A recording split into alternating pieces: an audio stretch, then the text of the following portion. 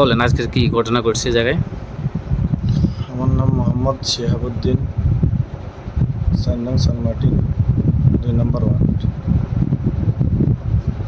আব্দুল ফজল নুরাইন মাদ্রাসা। আমি দীর্ঘ ১৩ বছর এই মাদ্রাসায় পরিচালক হিসেবে পরিচালনা করি। এখন আমি আজকে ঈদের পরে, কোরবানি ঈদের পরে ছুটির পরে খোলা হয়েছে। আমি মাদ্রাসাতে আসছি সবাই পরে ১০টার দিকে আমি ক্লাস করতে যাই। তখন ক্লাস করতে যাই তৃতীয় ক্লাসে।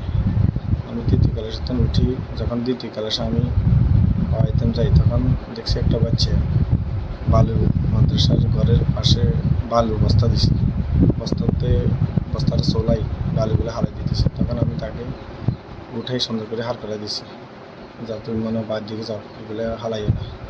তখন সে তার মা বাবা আসি, মানে আমার উপরে তার বাবা জামাল এবং কাকা জায়েদ, দাদি সায়রা খাতুন আসে আমার উপরে অতর্কিত হামলা। তারা মোট ৩ জন না? ৩ জন আসছে, জামাল, জায়েদ, সায়রা খাতুন। হ্যাঁ, আমার উপরে আসি অতর্কিতভাবে হামলা। আমার উপরে আমাকে কাটে এবং ফিরছে, বসেছি মানে বসে আমার মাথাটা তা ডালেছি, আমার কোথা জামা ছিঁড়ে আলেছে, আমার এমনি বসে দিছে।